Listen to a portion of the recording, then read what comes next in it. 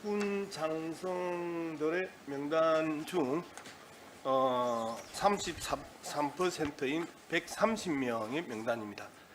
최근에 육군 88명, 해군 20명, 공군 22명, 총 130명의 장성이 인물백과사전 나무위키에서 그 기록을 삭제해 달라고 해서 삭제되거나 삭제 대기 중에 있는 명단입니다. 지난 총선 직후부터 이 릴레이가 계속되고 있습니다.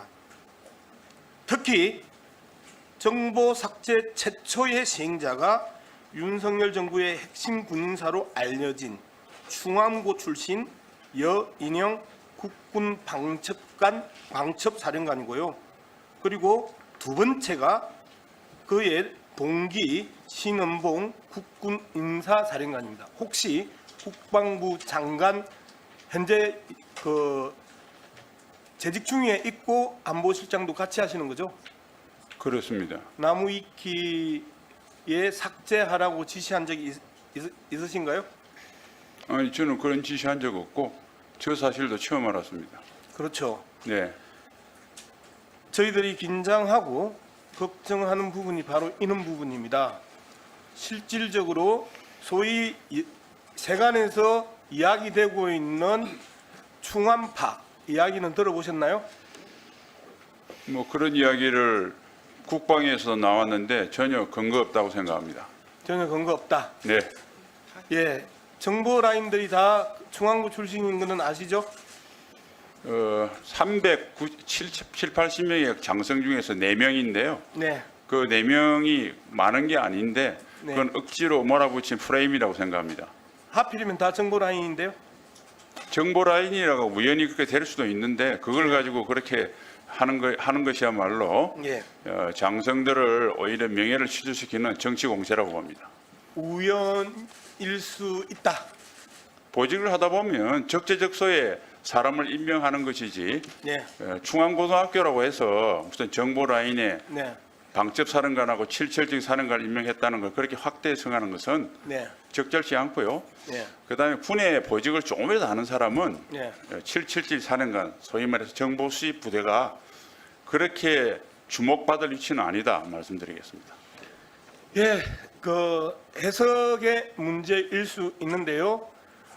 지금 계엄과 관련된 이야기도 시중에 엄청나게 많이 돌고 있는 거 아시죠?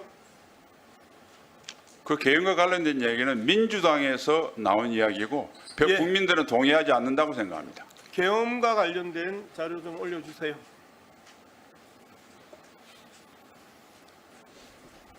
자, 이 계엄과 관련된 내용의 핵심은 뭐냐면요.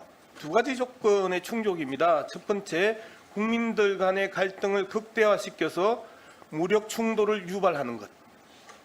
두 번째는 대북 강경 발언과 북한을 끊임없이 자극하면서 북한의 도발을 유도하는 것.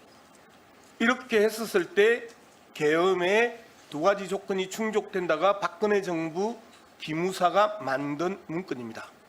그런데 최근에 대통령의 강복절 기념사에서 자유민주주의 체제를 위협하는 반국가 세력이 곳곳에서 암약하고 있다라고 이야기를 했죠. 의원님, 저 박근혜 아니, 정부의 잠깐만요. 개헌 문건은 제가 지금 저 질문하고 사실 전혀 있잖아요. 다른 이야기를 지금 하고 계십니다. 제가 지금 질문하고 있잖아요. 천천히 말씀하세요. 왜 과음을 지르세요? 말씀하십시오. 실장님, 네, 여기 싸우러 오셨어요?